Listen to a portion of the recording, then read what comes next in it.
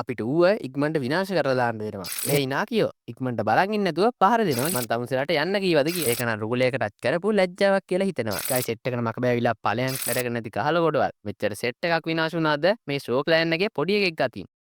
Hi guys! ඉතින් ඔයාලා මේ එකතු වෙන්නේ බෙරතුත් දෙන කතා මාලාවේ අලුත්ම එපිසෝඩ් එක වෙන එපිසෝඩ් 172ත් එක්ක. එපිසෝඩ් 171 උන දේ ලොකුවට මතක් කරන්න ඕනේ නැහැ. මොකද ඔයාලා ඒක දැනටවත් බලලා තියෙන නිසා. හැබැයි පොඩ්ඩක් මතක් කළොත් අපි දැක්කනේ ස්කයි සෙට් එක අපේ තරු මණ්ඩපයට පහර දුන්නා වගේම අපේ සෙට් එක ඒකට විරුද්ධව සටන් කළා. හැබැයි අපේ සෙට් එක කුටි කාපු එකනේ කළේ. මෙහෙම තරු මණ්ඩපයට හොඳටම කෙලයිලා තියෙන වෙලාවේ තමයි අන්තිම අවස්ථාවේ ෂෝයන් කාර්යයේ දෝෂෙන් එන්ට්‍රිය දෙන්නේ. එතනින් එපිසෝඩ් 171 ඉවරුනේ. ඉතින් එපිසෝඩ් 172 පටන් ගන්න එතන ඉඳන්. අපි බලමු මේ ෆයිට් එක කොහෙන් කොහොම කෙලවර වෙයිද කියලා. ඉතින් හැමදාම කියනවා වගේ අපේ channel එක subscribe කරලා වීඩියෝ එකට like එකක් දාගෙන අපි යන් අද වීඩියෝ එකට.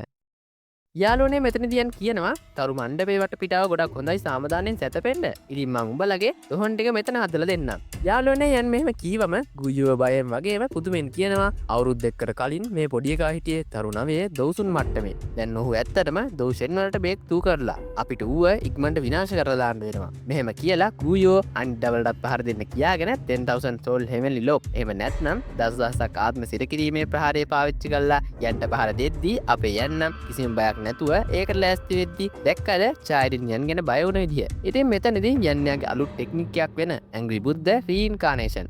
එහෙම නැත්නම් කෝපාවිෂ්ඨ බුද්ධ පුනරුත්පත්තිය වගේ දෙයක් තමයි සිංහලෙන් බැලුවොත්. මේ ටෙක්නික් එක තියන් ක්ලාස් එකේ මධ්‍යම මට්ටමේ ටෙක්නික් එකක්. ඉතින් මෙතනදී යන් ගොඩක් ලේසියෙන් ගුයෝගේ තුන්වෙනි තියන්සුන්ගේ ප්‍රහාර නවත්තද්දී ගුයෝ කෑ ගහනවා තියන්මින්ට ඒ ඉනාකියෝ ඉක්මනට බලන් ඉන්න නැතුව පහර දෙනවා කියලා. ඒක අහපු තියන්මින් තමන්ගේ ඇඟ ඇතුලෙන් ආත්ම ශරීර වගේක් එළියට අරන් යන්ට පහර දුන්නත් යන්නයාගේ ඇංග්‍රි බුද්ධ රීඉන්කානේෂන් ප්‍රහාරය පාවිච්චි කරලා තියන්මින්ගේ සේරම ආත්ම ශරීර ටික දූවිලි කරලා දානවා. ඔය ඉන්නේ අපූර්වට නිකන් තටු කපපු කුරුල්ලෙක් වගේ. යාළුවනේ මෙතන තියන්මින් උදව් ඉල්ලුවත් අන බයේ ගුයෝ වගේම තුන්වෙනි තියන්සුන් පැනලා යන්න පටන් ගද්දී තියන්මින් යන්ගෙන් තමන්ව අතාරින්න කියලා ඉල්ලුවත් ඒක යන්න අහන්නේ නැති නිසා තියන්මින් යාගේ අන්තිම තුරුම්පුව වෙන ශරීරය පුපුරවා ගන්නකොට යන්ට නම් නිකම් මේක ගානක්වත් නැහැ. ඒ ජූයෝ වගේම තුන්වෙනි තියන්සුන්ට ඒකෙන් පොඩි බලපෑමක් වෙනවා. පොඩි කිවට පොඩිමත් නැහැ. ටැක්කිට දිරිසික්කෙච්ච විදිය. මෙතනදි පැවිලියන් එක ඉතුරු වෙලා ඉන්න ඒව අපේ යන් පිපුරුවෙන් බේරගත්තට පස්සේ හැමෝම සතුටු වෙද්දී එක ශිෂ්‍යයෙක් අමුතු විදියට ෂේප් එකේ කැපිලා යන්න හදනකොට ඒක දැනුනේ යන් ඒ ශිෂ්‍යයා ළඟටම ගිහින් දැන්නත් එළියට වරෙන් වයසක රාක්ෂයෝ කියලා එකපාරයි ඇඟිල්ලෙන් තට්ටු කරන්නේ. හොරගෙඩියා වගේ හැංගිලා ඉඳපු තියන්මින් කාර්යගේ ආත්ම ශරීරය එළියට එනවා. ඒක දැකලා බය වෙච්ච තියන්මින් මොනවා ආත්ම ප්‍රහාරයක් කියනවත් එක්කම එන්නයාගේ හෙවෙන්ලි බ්‍රේන්ස් පාවිච්චි කරලා තියන්මින්ගේ ආත්ම ශරීරය විනාශ කරලා දානවා. ඒක දැකලා ගුයෝ කියනවා එක ප්‍රහාරකින් බෙන්සන් කෙනෙක් මරලා දැම්මා. අඩුම ආත්මයටවත් බේරෙන්න බැරි වුණා. ඉක්මනට පැනගමු. මෙහෙම කියලා තුන්වෙනි තියන්සුන් එක්ක පැනලා යද්දී යන් කියනවා මං තමුසෙලාට යන්න කීවද කියලා. එහෙම කියලා යන් නායමත් ඇංග්‍රි බුද්ධ රීඉන්කානේෂන් ඇටැක් එකක් තුන් දෙන්නගේ පැත්තට එල්ල කරද්දී කාපටි ගුයෝ ආරක්ෂක පලිහක් විදිහට තුන්වෙනි තියන්සුන්ගේ බිල්ලට දීලා ඒකෙන් බේරලා යද්දී ඊළඟට තමුන්ගේ වාරේ කියපු යන් තව එක ප්‍රහාරයක් එල්ල කරද්දී එකපාරටම අවකාශය දෙකට ඉරාගෙන ප්‍රහාරයක් ගුයෝවත් අල්ලගෙන වැඩක නැති කහල ගොඩවල් මෙච්චර සෙට් එකක් විනාශ වුණාද මේ ෂෝ ප්ලෑන් එකේ පොඩි එකෙක් අතින් කියලා යන්නත් පිටිපස්සට තල්ලු වෙන්න ප්‍රහාර දීලා ගුයෝ බේරගෙන රයි යනකොට යන් පුදුම වෙනවා උන් ප්ලෑන් එකේ දෝෂෙන් කෙනෙක් ඇවිත් ඉන්නවා දැක්කම. ඒ වගේ මෙතනදී ගුයෝ පඬිතකමට Taman දැන් බේරුණා කියලා හිතාගෙන යන්ට කින්ඩියක් දාන්න ගිහින් හොඳ රයින් පාලක් කාලා තව එකක් කන්න යද්දිම ෂෝ ප්ලෑන් එකේ පොඩි එකෝ අදිස්තියෙන් එපා කියලා උන් ප්ලෑන් එකේ දෝෂෙන් යන්ට පහර දෙද්දි ගුයෝ මරන්න තිබ්බ chance එක මිස් වෙනවා. ඒක අවුලක් නැහැ. ওই වයසක එකක් කොහොමත් තව එපිසෝඩ් කීපකින් යන්න අතින් පරලෝකයට යනවා. යාළුවනේ මෙතනදී හුන් ප්ලෑන් එකේ දෝෂෙන් යන්ට කියනවා දරුවෙකේ මූලික මට්ටමේ දෝෂෙන් කෙනෙක් වුණාටමකෝ තමුන්ගේ අවසානයේ තියෙන්නේ හුන් ප්ලෑන් එකේ හිරගෙදරක.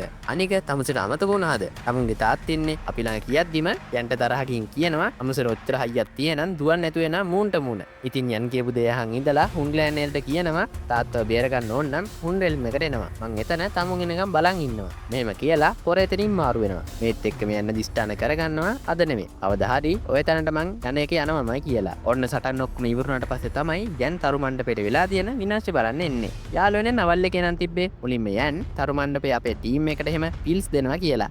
ඒත් මෙතන හාත්පසින්ම වෙනස් දෙයක් වුණේ. කොහොම හරි මේ වෙද්දියන් එයාටම දොස් පවර ගන්නවා මෙච්චර දෙයක් වෙනකන් එයා පරක්කුණේකට. ඒ වගේම මේ වෙද්දි තරු මණ්ඩපේ වෙනුවෙන් සටන් කරන්න ගිහින් ගොඩක් ශිෂ්‍යයෝ වගේම ගුරුවරු එයාලගේ ජීවිතවලින් සමු අරන් ඉවරයි. අනික මාස්ටර් කියනවා මේ අය එයාලගේ ජීවිතය ගැන හිතන්නේ නැතුව මණ්ඩපේ ආරක්ෂා කරේ නැත්නම් ඔයා ඉන්න කලින් මණ්ඩපේ මෙලහට විනාශ වෙලා කියලා. මේක අපියන්ට හොඳටම තරහකින් කියනවා මේකට වගේ කියන්න ඕනේ හැමෝටම වන්දි ගන්න වෙනවා කියලා. ඉතින් ඒත් එක්කම සීන් එක මාරු වෙන්නේ හන් පවුල අල්ලගෙන යන්න අහස අකුණු මණ්ඩපේ පණ්ඩිත ලේසුන්ජ ඇවිත් ඉන්නවා. යාළුවනේ ඒකට මෙතනදී අපේ හන් පවුල විරුද්ධ වෙන්න හැදුවත් දෝසුන් ශක්තියකට විරුද්ධ වෙන්න හන් පවුලටවත් ඉඩක් ලැබෙන්නේ නැහැ. ඉතින් මෙතනදී හන් පවුල අල්ලගෙන සෙට් එකම එක්කගෙන එද්දී අකුණු මණ්ඩපේ කඳුරු මැදන් හිටපු තැන අමුත්තත් තේල්ලා අටපිට බලද්දි තමයි දෝසුන් එල්ට කෙනෙක්ව ඉස්සරහට විසික් කරගෙන අපේ යන්න එක්ක එල්ඩර්ස්ලා 4 දෙනෙක් එන්නේ. හැබැයි නවල්ල කියනන් තිබ්බ විදිහට යන් මෙතනට එන්නේ. ඒත් එපිසෝඩ් එකේදී ඒක හාත්පසින්ම වෙනස් කළා. ඔන්න ඕක තමයි අපි කීවේ නවල්ල එකයි කතාවයි සංසන්දනය කරන්න එපා කියලා.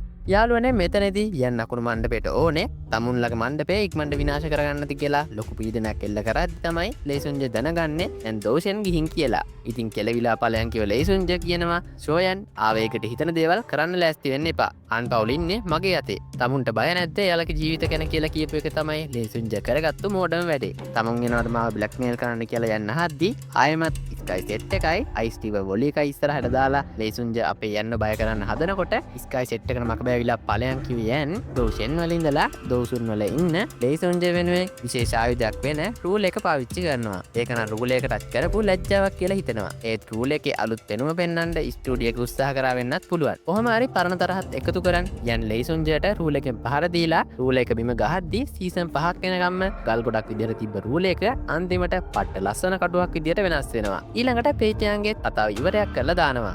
ඒත් පොඩි අවුලක් තමයි දැන් කලින් සටනේදී යන්ගේ එක පාරකින් බෙන්ෂන් කෙනෙක් වුණ යන්මින් මැරලා ගියා. ඒත් දවුසුන් කෙනෙක් වෙන ලේසුන්ජ තාම පණ පිටින් ඉන්නවා. කාප් පාර මදි වෙලාද කොහෙද? තවත් ගුණා වගේ කියවනවා පුරාණ ෆීනික්ස් වංශ ගැන. හැබැයි මෙහෙම කියවන්න වෙන්නේ ටික වෙලාවයි. පඬිත ලේසුන්ජගේ කතාවත් අපේ යන් ඉවරයක්ම කරලා දානවා.